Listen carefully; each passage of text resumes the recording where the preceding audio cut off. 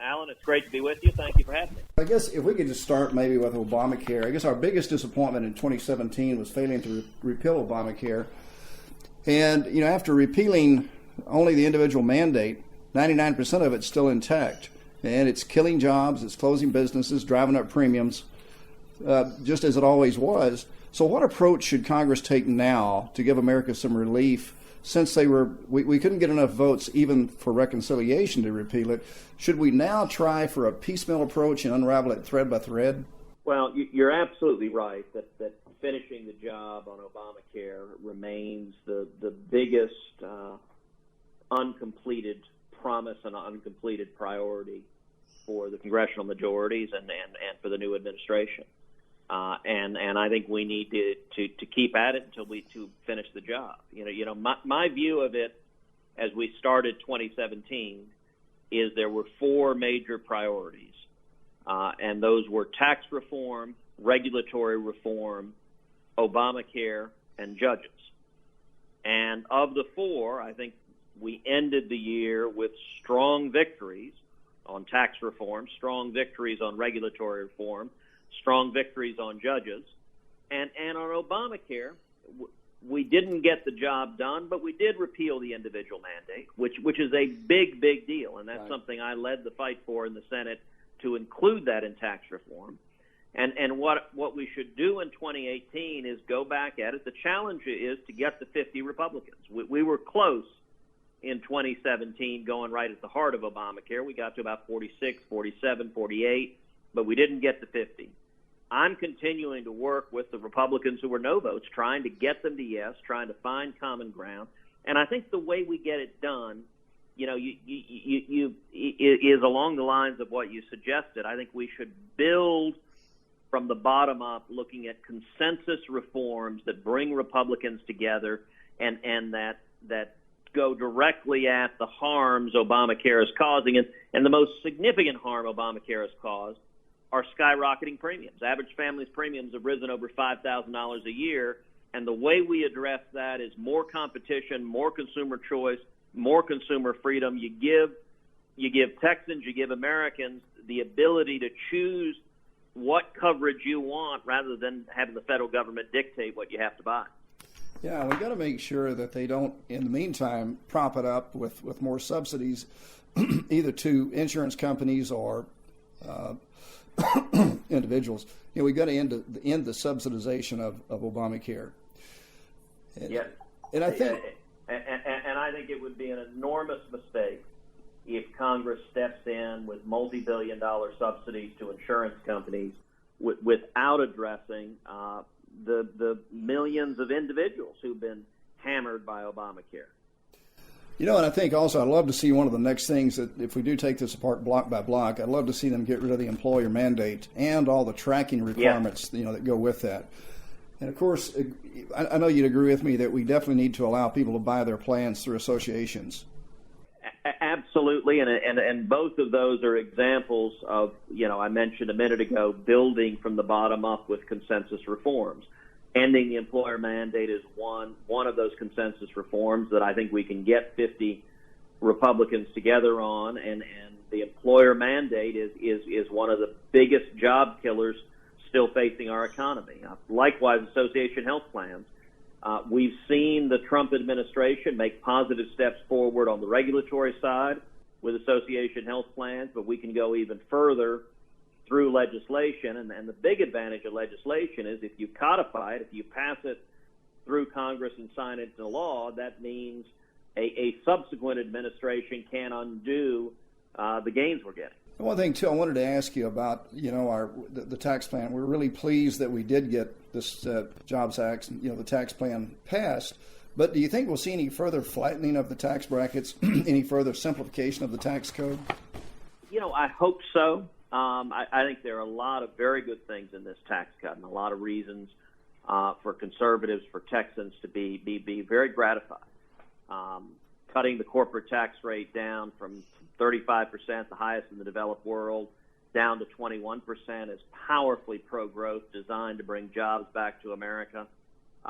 Cutting the tax rates for families and working people at every tax rate level being reduced. That was significant. I agree with you. I wish the tax cut had gone further. And throughout the process, I was very involved in passing this tax cut. Consistently, what I urged my colleagues and the president to do is to go bigger and bolder. I wish we had gone all the way to a simple flat tax where we could abolish the IRS. I think that's the target we need to keep fighting to do, and I'm continuing to press towards it. I will say the most important simplification that is in the tax cut bill that we passed is that we doubled the standard deduction so that for a married couple it went from $12,000 to $24,000. Mm-hmm. The reason that matters is that means starting next year, 90% of taxpayers will be able to fill out their taxes on a postcard. That's significant. That is much more than right now. Now, I think it should be 100%. I think we should keep working, but that simplification will reduce the compliance cost and time and just pain in the neck of the tax process for an awful lot of taxpayers. Well, I agree with you. I hope that it's we use this as a step toward the right direction and not the end of the trip, because we're going the right way, but we do have a lot further to go with taxes. Absolutely. I wanted to ask you also about infrastructure. You know, we keep hearing that, our roads and bridges are crumbling, and I remember back in the 1970s, when I started paying attention to politics, I heard the same things, and we'd go down the freeways, and everything looked pretty good to me. In fact, today is the same thing. Interstate highways are actually in great shape. Most of any crumbling infrastructure that's going on is on the local level. So I guess, what do you think Congress is going to do on this, and should they do anything? Well, it's not clear what Congress is going to do. The president is obviously vocally in favor of an infrastructure package, and infrastructure is something where the details matter. I do think there is a legitimate federal role on infrastructure, and it matters how it's paid for, and it matters how it's implemented. And if it turns into a giant Obama-style stimulus package, I think that'd be a terrible thing. Right. But if it's focused and directed on roads and bridges and basic infrastructure needs, and if it's fiscally responsible, I think that could be quite positive. What I'm focused on in the infrastructure fight more than anything else is using it as a vehicle for regulatory reform. The way I'm putting it in the Commerce Committee, it doesn't do any good to spend billions of dollars on roads and bridges if you can't get a permit to build the dang road or bridge. Right.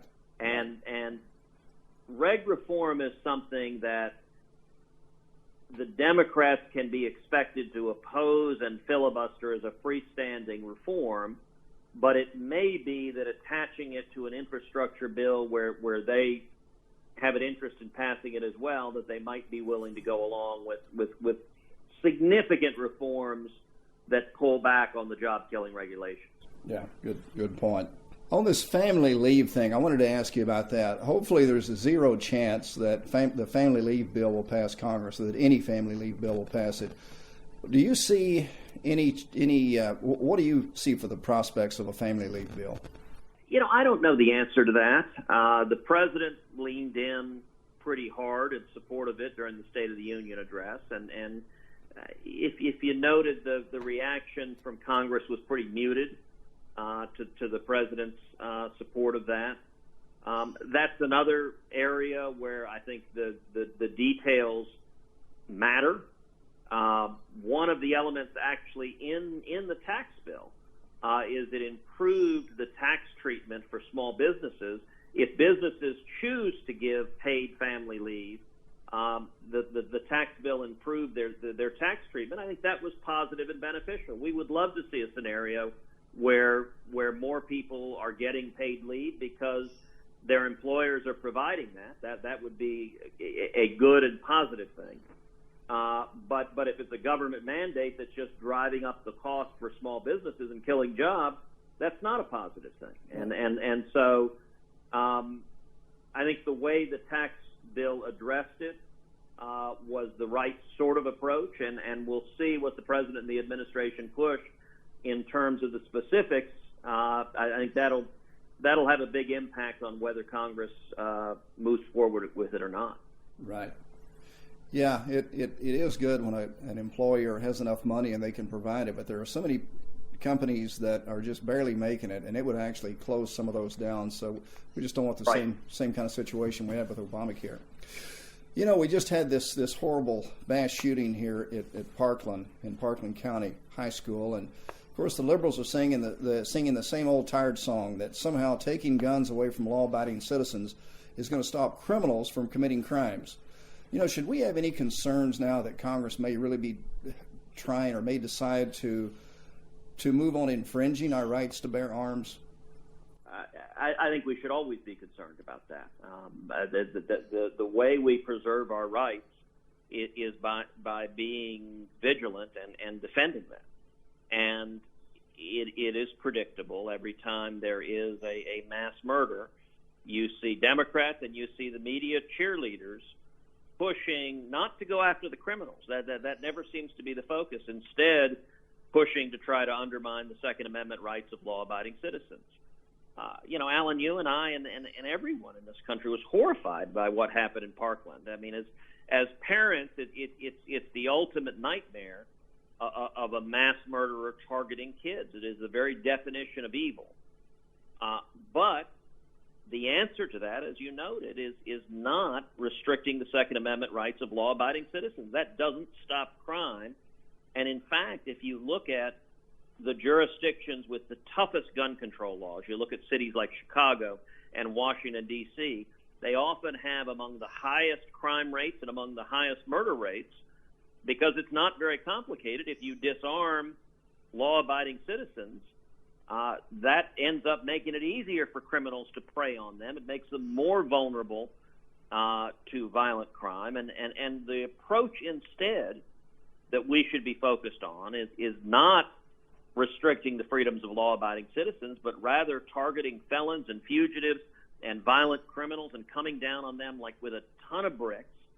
And indeed, that's been the approach I've championed in the Senate is going after the violent criminals, such as the shooter that did so much damage at Sutherland Springs, the worst church shooting in American history. Under existing federal law, it was illegal for that depraved madman to buy those firearms twofold. Number one, because he had a felony conviction already, and number two, because he had a domestic violence conviction.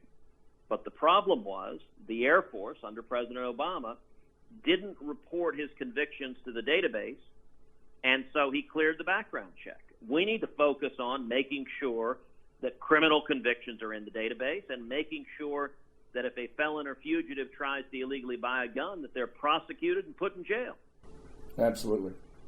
Yeah, and it just amazes me that anyone would believe that passing more laws is going to make somebody who's breaking the law somehow not break the law. It just doesn't make any sense. One thing I wanted to touch on quickly, too, was this was spending. You know, we have so few people in Congress now that even talk about spending or the deficit anymore. You and Senator Lee, or in the Senate, thank God for you guys, and we have a few in there, but you hardly ever see it anymore. And Congress just passed the biggest spending bill in history. Is there really any chance that this Congress is going to take any meaningful action to eliminate deficit spending, or is it going to take a financial catastrophe to be a catalyst for that kind of change? Well, there's no doubt that this Congress has demonstrated it is very difficult for many members of Congress, both Republicans and Democrats, to rein in their spending habits. And we saw this as part of the Obamacare debate, where even a slight decrease in the future rates of growth of Medicaid caused a number of Republicans to get nervous about slightly slowing the future rate of growth. We've seen under President George W. Bush, the national debt went from $5 trillion to $10 trillion. It doubled.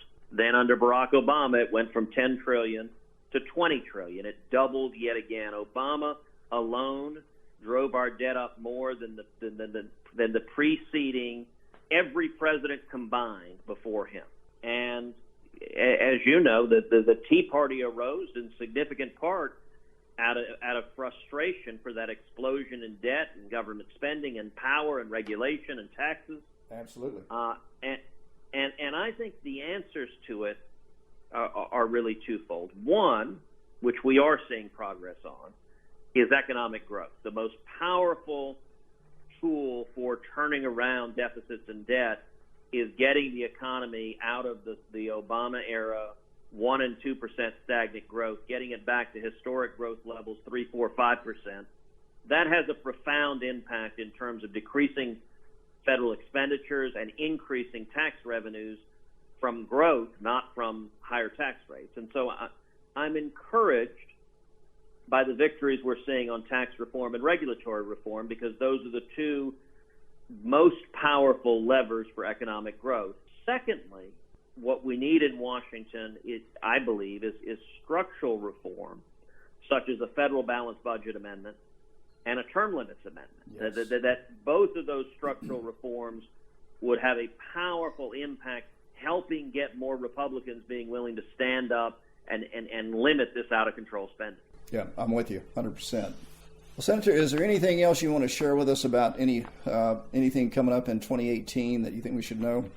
Well, 2018 is a volatile time. This election I could see going wildly one way or wildly the other. If we have a good election, if conservatives are showing up in significant numbers, we could see Republicans gaining 3, 4, 5 seats in the Senate. On the other hand, if conservatives stay home, we could see a disastrous election. Right. We know that the hard left is energized, they're angry, and they are going to show up. We're seeing this already in Texas in early voting, where Democratic turnout is up substantially, and Republican turnout is not. And we're going to see, I think, massive turnout from Democrats in 2018 in Texas and across the country. And if conservatives don't show up, we could see a Speaker Nancy Pelosi, we could see a Majority Leader Chuck Schumer. If that happens, the day Nancy Pelosi is sworn in, I believe, is the day the House begins impeachment proceedings against President Trump. Absolutely.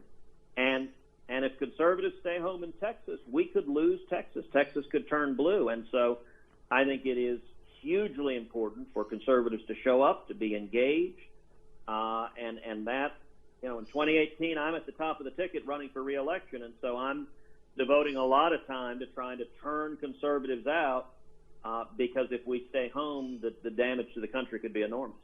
Oh yeah, irreversible. I really think we're at a tipping point, and I think if things go the wrong way, we may not recover from it. I believe if the last election for the presidential election would have gone the other way, I think that would have cinched it for America.